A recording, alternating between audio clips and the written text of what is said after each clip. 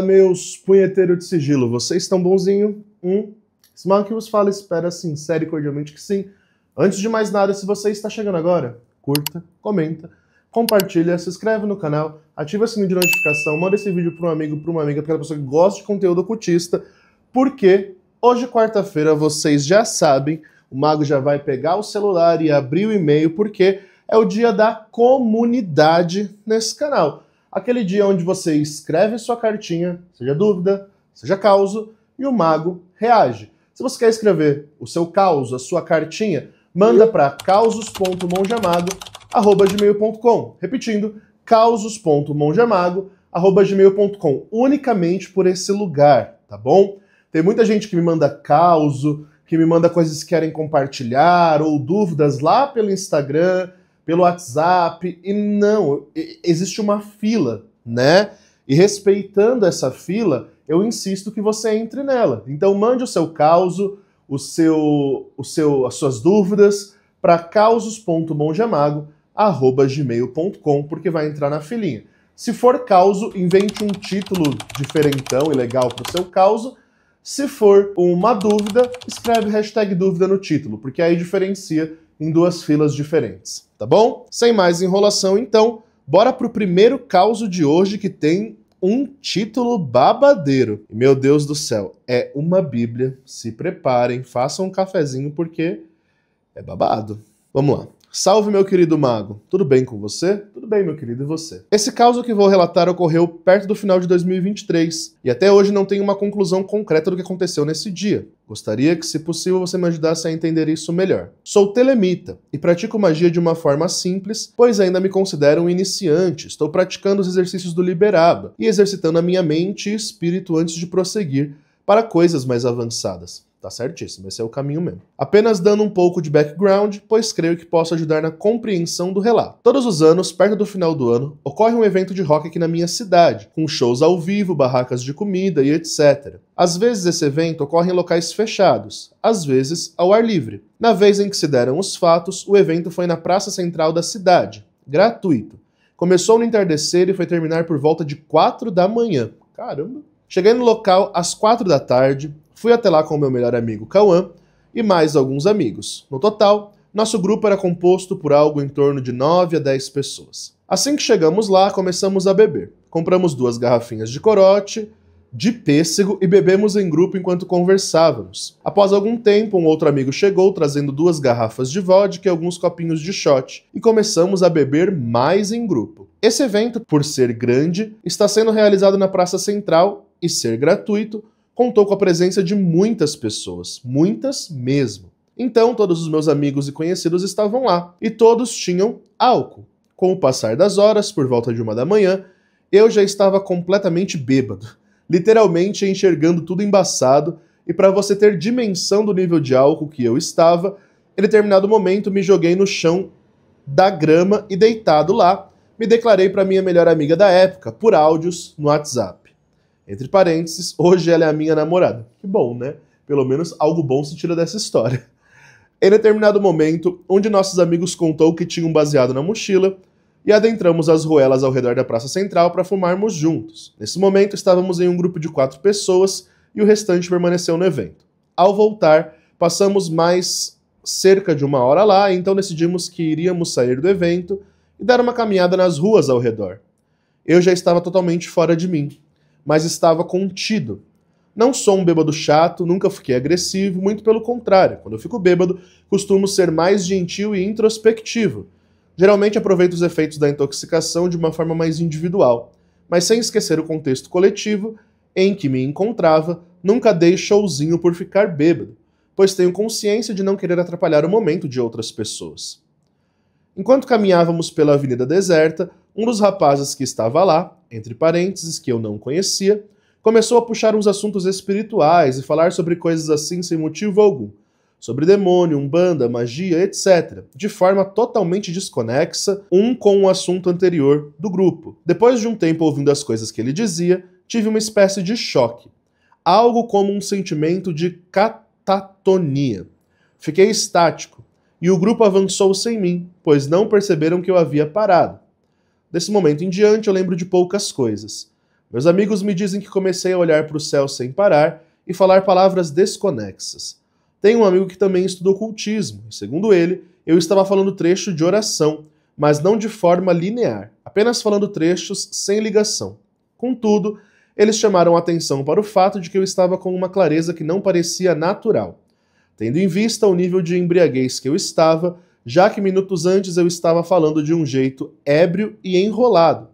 Então os meus amigos disseram que comecei a dar gargalhadas. E então eu ia até cada um deles individualmente e fazia uma espécie de saudação, onde eu colocava um braço para trás e com o outro batia levemente no braço da pessoa saudada, que fazia o mesmo gesto. Entre parênteses, um amigo que é praticante de Umbanda me disse na época que isso é uma saudação de algum tipo de entidade. Não estou conseguindo lembrar agora, creio que seja de Preto Velho, e que possivelmente a entidade que estava em mim estava tentando se passar por algo benevolente para adquirir confiança dos meus amigos. Após isso, lembro de sentir um sentimento profundo de raiva, algo que nunca havia sentido antes, a fúria mais intensa que já senti na vida, e era direcionado ao meu melhor amigo, Cauã. Eu simplesmente queria ir para cima dele, literalmente bater nele, ou até mesmo coisa pior. Não era uma fúria racional, parecia algo externo a mim, pois esse meu amigo me ajudou a superar um momento de depressão extrema e me socorreu em situações onde eu queria dar fim à minha vida. Hoje, estando bem psicologicamente, sem traços de depressão, eu tenho uma gratidão e carinho muito grande por ele. Por conta disso, não entendo o que despertou este sentimento. No momento em que avancei na direção dele, meus amigos me seguraram. Tenho 1,83 m de altura e não sou magro, mas também tenho muita força. E foi necessário 2 amigos meus com mais de 1,90 m de altura e extremamente fortes para conseguirem me conter. Meu amigo Cauã saiu correndo e foi até o evento para se esconder de mim. Não me recordo do que aconteceu em seguida, mas segundo os meus amigos, fomos subindo a avenida de volta em direção ao evento, pois eventualmente eu me soltava dos braços dos amigos que estavam me segurando e ia correndo na direção onde o Cauã havia ido. Eles me seguravam novamente e isso se repetia, até o momento em que estávamos na frente da rua do parque, a alguns bons metros da esquina, e meus amigos me derrubaram no chão e me imobilizaram. Eles disseram que durante todo o processo eu não falei uma palavra, mas que estava com um olhar de desespero e chorando de tanta raiva. Meus amigos começaram a barganhar com a entidade que, segundo eles, estava me possuindo, entre aspas, dizendo que aquele não era o lugar dela, e que ela não tinha por que estar se manifestando em mim, pois era de outro plano. Eventualmente, pessoas curiosas chegavam para ajudar, pois achavam que eu estava passando mal. Assim que meus amigos falavam que eu estava passando por algo espiritual, elas se viravam e iam embora sem dizer uma palavra. Isso se seguiu por algum tempo, até que os meus amigos me disseram que, em determinado momento, eu ergui minhas costas e me sentei no chão, apontando para a esquina com um olhar extremamente colérico. Alguns segundos depois, o meu amigo Cauã apareceu virando a esquina, no qual eu estava apontando. Sem explicação alguma, eu parecia simplesmente saber que ele ia aparecer lá. Após isso, os meus amigos falaram que eu fui recuperando a consciência aos poucos, e voltando a mim como se tivesse lapsos de consciência até que voltei por completo. Eles me levaram até o evento novamente, e eu não entendia por que tudo aquilo estava acontecendo, pois tinha lapsos de memória e não sabia tudo o que havia ocorrido. Quando cheguei, meu amigo Cauã estava lá e veio conversar comigo e me perguntar o que aconteceu. Eu disse que não sabia, pois não me lembrava direito. Então eles me explicaram tudo. Após isso, decidi ir para casa descansar. Alguns dias depois, o meu amigo Cauã me contou uma história. Ele vive em uma casa com o pai dele e contou que quando ele era criança, um senhor alugava um anexo na casa, mas era totalmente inconveniente. Tratava o pai dele mal e fazia rituais dentro da casa. Então o pai de meu amigo despejou e o senhor disse que iria matá-lo por isso. O pai de meu amigo disse a ele: "Se você quer me fazer mal, faça mal ao meu filho, não a mim, pois ele é tudo o que eu tenho." Segundo o pai dele, após o despejo, o senhor começou a alimentar uma raiva extrema pelos dois, e frequentemente fazia demanda e coisa do tipo, pois aparentemente ele queria casa para ele. Depois de alguns anos, esse senhor morreu, e meu amigo acredita que o que aconteceu comigo no evento possa ter relação com isso, por conta do pai dele ter falado de uma forma de fazer mal para ele, era causando algo ao seu filho. Não entendo até hoje o que ocorreu. Antes disso, também nunca havia tido experiências similares, e desde então, nada parecido rolou. Passei a frequentar um psicólogo e um psiquiatra e a realizar medidas de proteção, que passei a incluir na minha prática mágica cotidiana. Mago, qual é a sua visão sobre isso? Querido, minha visão sobre isso é extremamente simples e direta, né? Você é o famoso, foi nesse caso, né? O famoso bêbado pego por quiumba. Quando a gente está desenvolvendo, você falou que está no começo da caminhada mágica, treinando a mente e tal, você passa por um processo de expansão da sua psique. Esse é um momento muito delicado, porque a gente não sabe bem controlar a nossa mediunidade, os nossos poderes psíquicos, a nossa gnose, e ficamos muito suscetíveis ao ambiente, às energias do ambiente, àquilo que está acontecendo e etc. É o caso, por exemplo, de muitos médiums iniciantes que vão beber e incorporam. Eu passei por isso, uma galera que conheço passou por isso. Fazem porque quer ou por chamar a atenção? Se é um médium iniciante, a gente sabe que não. Se já é um médium formado, aí, pelo amor de Deus, tem alguma coisa errada no processo, né? Mas quando somos médiums iniciantes, magistas iniciantes, e estamos passando por esse processo de expansão psicúrgica, é normal que tudo que altere a consciência nos leve a um estado vibracional de susceptibilidade às energias locais. E foi isso que aconteceu contigo. Você estava em um show de rock, que a gente já sabe que tem uma energia mais caótica. Num show de rock, você começa a beber sem parar, ainda usa maconha, que são dois psicotrópicos, né, que alteram a nossa consciência. Então, a sua consciência ficou alterada. Pela sua consciência ter ficado alterada, deu vazão a que qualquer coisa ali perto se apoderasse de você. Eu não acho que tenha ligação direta com essa história que você conta do final, do seu amigo Cauã, nem nada do tipo. Eu penso que, de fato, foi um quiumba, um espírito obsessor que costuma estar nesse meio de ambiente mesmo, que tomou conta de você. E aí, por que foi atacar especificamente a esse seu melhor amigo? Justamente por isso. Porque se apossando de você, ele sabe que na sua consciência você tem estima por essa pessoa. E aí ele vai tentar, para te prejudicar quem você tem estima, proximidade e tudo mais. Então, pelo que você relata, há evidências, né, no seu relato de que, de fato, o que houve foi uma espécie de possessão, né, digamos, de infestação dentro de ti. E aí tem que tomar cuidado, né? Não sei quanto tempo faz que isso aconteceu, mas se foi algo relativamente recente, do ano passado ou retrasado, evita, né? É por isso que quando um médium, um magista começa um processo de expansão de consciência, é recomendado que ele pare com o uso de drogas recreativas com muita frequência, que ele dê uma diminuída no álcool, no tabagismo, em tudo que pode alterar demais a consciência ao ponto de você sair de si. Por quê? Porque você está expandindo a sua mente para fazer isso de uma forma natural e, com o tempo, cada vez mais equilibrada e sob vontade. Ao menos no caminho da magia. Então é isso, meu querido. O que aconteceu contigo foi o famoso caso do médium que é possuído.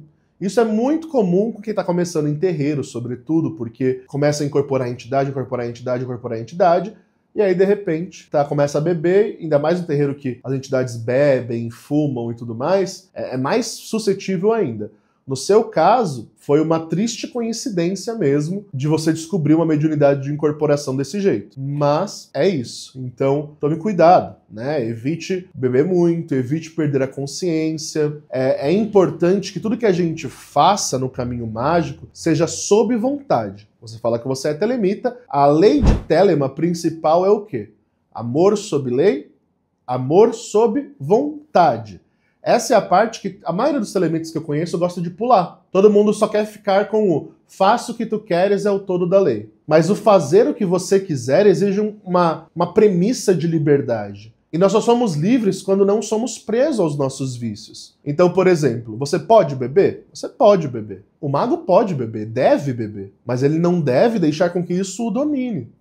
Com que isso o tire de sua consciência. Com que o vício fale mais alto e você perca o controle da sua própria vontade. É muito estranho que um mago, né, um aspirante às artes mágicas, dê PT por aí e coisas desse tipo. A gente pode beber, a gente pode ficar alegre, pode ficar bêbado, mas a gente tem que saber a hora que a gente tem que parar. E a hora que a gente tem que parar, às vezes não é nem ficar bêbado. É muito comum quando eu vou em lugares e começo a beber, a minha consciência altera e, obviamente, alterando a consciência, ficamos mais suscetíveis ao que está ao nosso redor. E acabe expandindo a minha consciência. E eu começo a perceber energias densas tentando me influenciar. E aí eu paro de beber, começo a beber uma aguinha, um refrigerante, como alguma coisa para ir voltando à minha sobriedade, e é isso. Isso é ter o controle. Isso é ter o discernimento. Às vezes a gente, aproveitando o gancho, né? Às vezes a gente acha que controlar a própria mediunidade, controlar a própria capacidade psíquica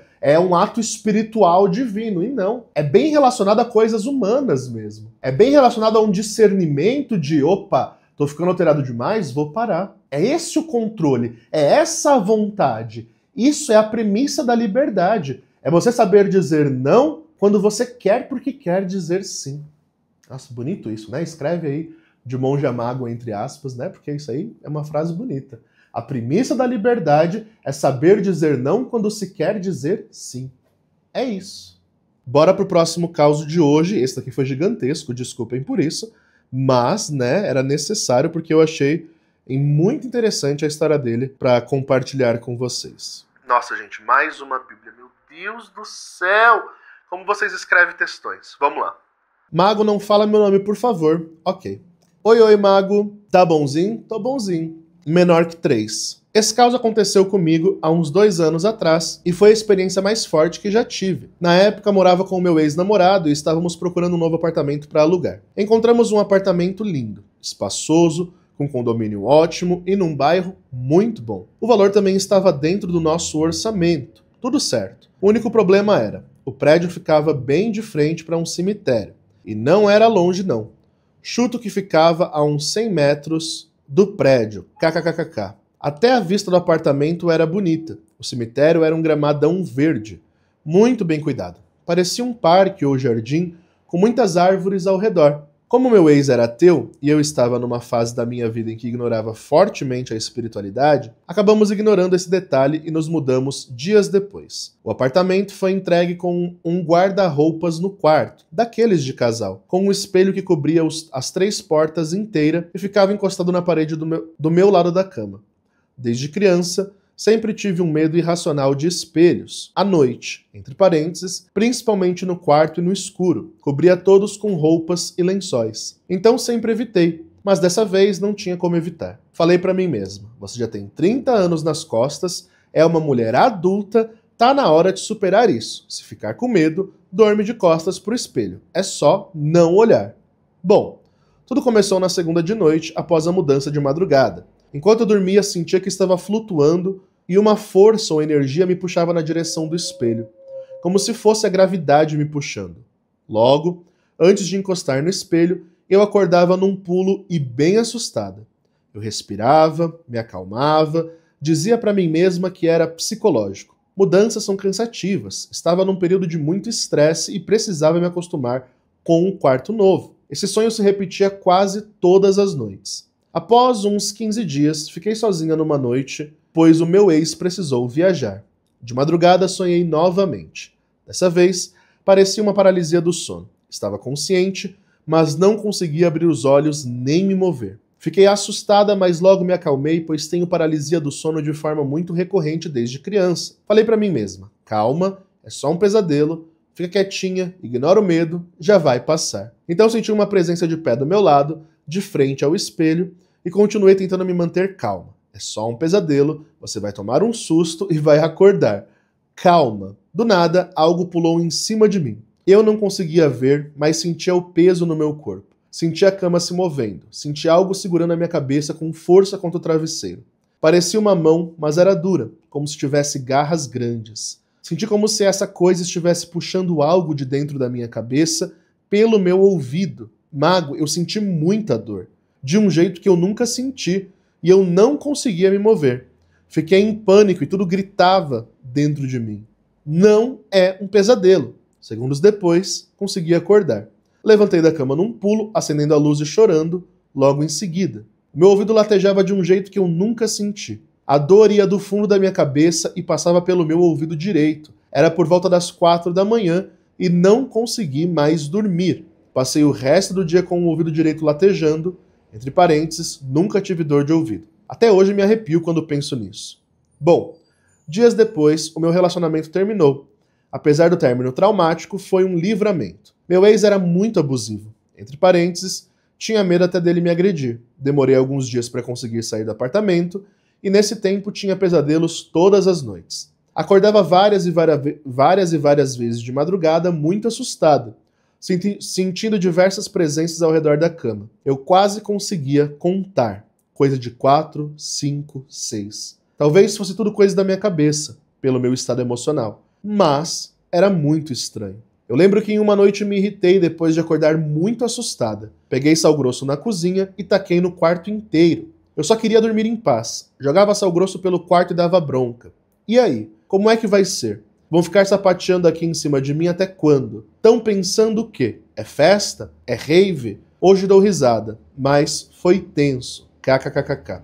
Não faço ideia se isso fez algum sentido, mas senti as coisas mais calmas depois da bronca e do sal grosso. KKKKK.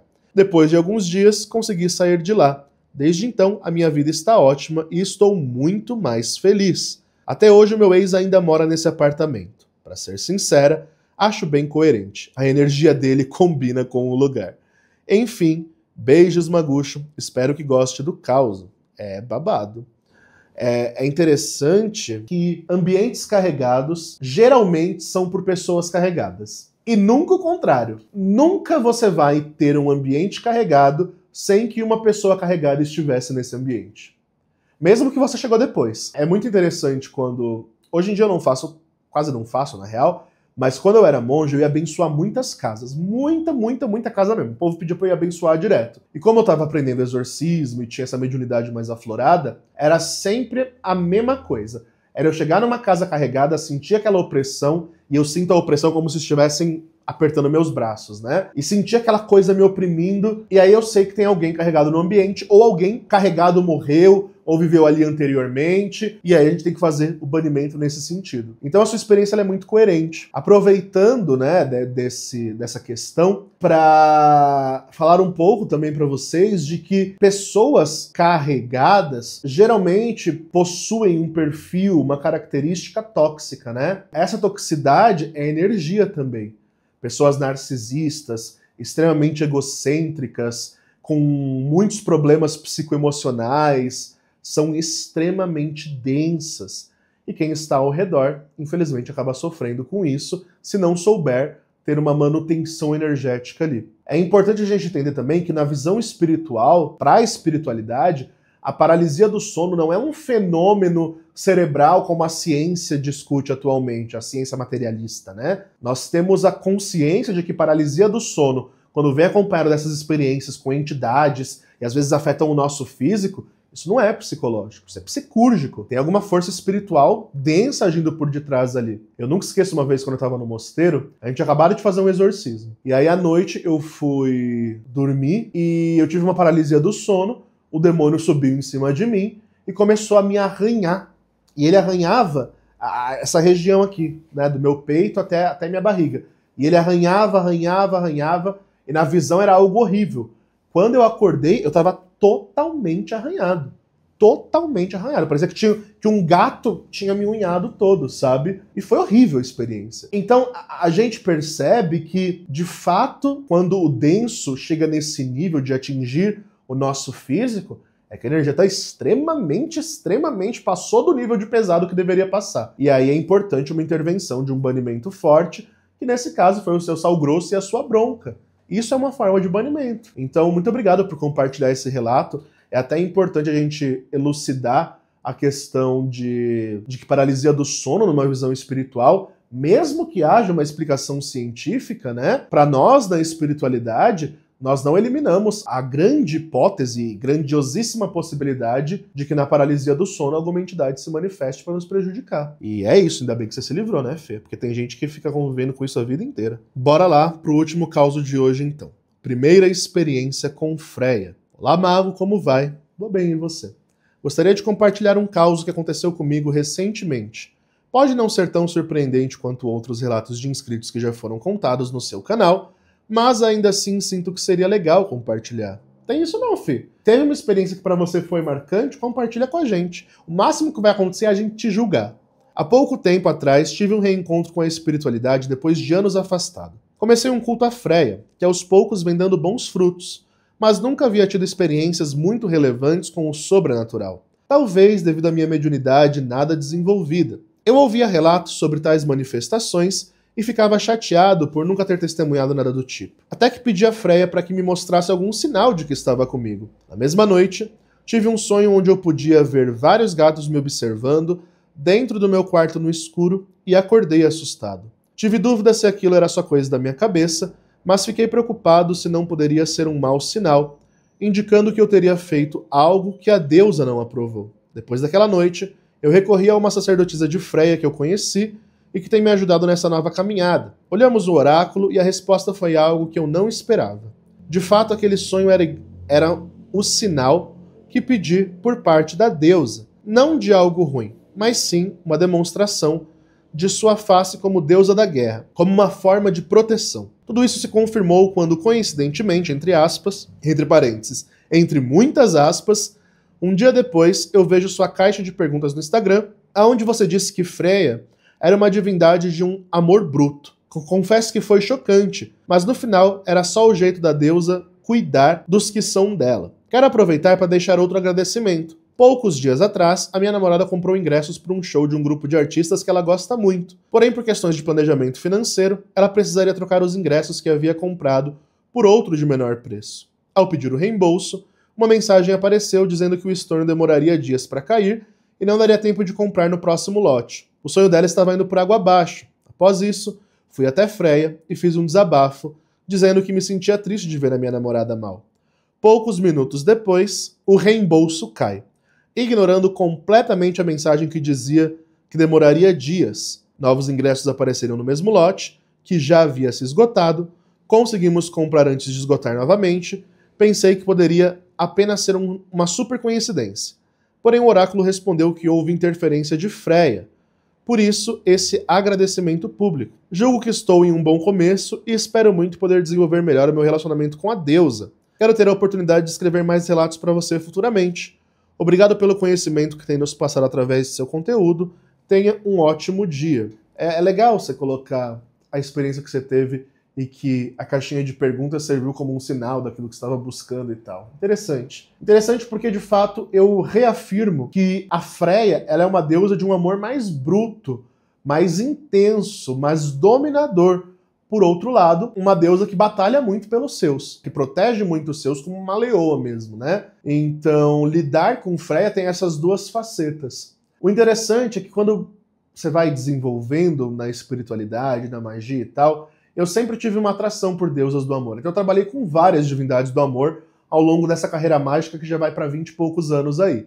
Eu trabalhei com Freya, com Oxum, com Hathor, com Isis, com aspectos de Hecate que envolve amor, como Erototokos, e cada vez mais eu percebo que, por mais que todas as divindades criadas pelos homens e pelas culturas e pelas mitologias venham de uma fonte primordial, ao se manifestar em uma cultura, em um povo, em uma etnia, aquela persona da divindade assume um modus operandi muito próprio. Então, é muito interessante que se você trabalhar amor com Freya, vai ser totalmente diferente de trabalhar amor com Oxum, que vai ser totalmente diferente de trabalhar amor com Afrodite, que vai ser totalmente diferente de trabalhar amor com Hathor, ou com aspecto de amor de Hecate, e por aí vai. Isso eu acho impressionante, porque a fonte energética é a mesma. A forma de trabalho se diferencia. O modus operandi dessas forças, quando chega na Terra, se diferencia. E é por isso que nós afirmamos que as divindades são reais, e não puramente arquétipos. Isso é muito interessante de se dizer. E, bom, é isso, gente. Eu espero que vocês tenham gostado desse vídeo. Se ele sair a tempo no canal, e eu espero que saia, sexta-feira agora teremos o nosso rito coletivo. Se você está vendo esse vídeo quando saiu, amanhã, né, vai ser a última oportunidade de você garantir a sua vaga no nosso rito coletivo de fevereiro, né? Rito de luxúria, de sedução, com o anjo Aapedoque, que serve para amor próprio, para sexo, para quem trabalha no job e tudo isso. Então, se você quer trazer esse magnetismo para sua vida, chama que a gente faz acontecer, tá bom? Se esse vídeo não sair quando deve sair, que é nessa quarta, se ele sair só na outra quarta, então nós já estaremos no próximo rito coletivo, que vai ser de proteção, mas eu não tenho certeza ainda, nesse momento que estou gravando, se vai ser com anjo, se vai ser com capeta. Então, olha lá no Instagram, se você não segue o Mago, siga lá, @monge_a_mago, no Instagram, sem conta fake, porque conta fake é bloqueada por mim. E aí, você verá todos os ritos coletivos, todo mês tem um rito novo, todo mês se renova a energia de coletivos, a egrégora e tudo mais. Então acompanhe lá pelo Instagram, porque lá é o nosso boletim informativo, que o Mago sempre posta coisa lá, tá bom? Se você quer fazer uma consulta com o Mago, no momento que estou gravando esse vídeo, temos um mês de espera de agenda, tá? Mas isso é o normal. Então, eu vou esperar a agenda diminuir. Graças aos deuses, faz mais de ano já que não tem diminuído. A espera costuma ser mais ou menos um mês. Então, quer passar com atendimento com o Mago, eu te garanto que você não vai se arrepender, porque graças aos deuses é raro eu receber um feedback negativo de leitura, de rito e tal, e vale a pena a espera, eu te garanto. Então, vai lá no site nós temos todos os modelos de consulta, explicadinho o que cada uma é, para que cada uma serve, leitura de mão, leitura do oráculo dos anjos enoquianos, do oráculo de Hecate, leitura de tarô aprofundada, simples, leitura de runas nórdicas, se você quiser, de baralho cigano. O Mago lê diversos oráculos que eu tenho certeza que poderão ajudar você a encontrar respostas que você precisa, a entender o que o futuro reserva e tudo mais. Receber a orientação e a luz do oráculo é sempre primordial para quem está nesse caminho esotérico. Se você quer fazer um trabalho de magia individual com o Mago cobra R$2.000 em diante em trabalhos de magia. Trabalhos mais comuns, como prosperidade, amor, proteção, limpeza, quebra de demanda. Ritos mais comuns é 2.000. Ritos que são mais elaborados, como pactuação de longo prazo, demandas e ritos que envolvem muito lucro, aí nós falamos de orçamentos mais elevados, tá bom? Então, tendo condições, chama que o Mago analisa se é possível trabalhar a sua situação, se não, e eu te oriento nesse sentido, tá bom? Também nós temos os nossos cursos gravados pela Hotmart, curso de tarô completo, que vai do iniciante até o avançado, até mesmo para você que é tarólogo já, que já lê cartas. Esse curso tem feito a diferença em muitos alunos meus que estão no curso, que já são tarólogos. Eles aprenderam a meditar com o tarô, aprenderam a trabalhar magia com os arquétipos, porque o Mago ele vai dando várias dicas que vai além do significado puro das cartas. Eu recomendo demais o curso de tarô, que vai pegar desde quem não sabe nada de carta e levar você até um nível que vai te deixar muito mais avançado que muitos tarólogos por aí. Também temos o curso iniciante de Scrying. Esse é um curso mais iniciante, tá? Ele é para você que quer aprender a vidência na bola de cristal, no espelho negro, objetos reflexivos de modo geral. Ele é um curso bem introdutório mesmo, mas vai te ensinar como confeccionar, como consagrar, as técnicas para conseguir obter a visão e tudo mais. Também a galera curte muito esse curso, exige disciplina para o aprendizado, como tudo, mas são cursos gravados, então você faz no seu tempo, quando quiser, tem acesso vitalício, pode assistir, reassistir, tem apostila, tem grupo de suporte, e é o que o Mago fala. Tendo condições, vai se formar espiritualmente, porque isso vai te fazer evoluir, né? E a ideia nossa aqui nesse canal é essa. No mais, fiquem bem, acreditem na magia que existe dentro de vocês e falou!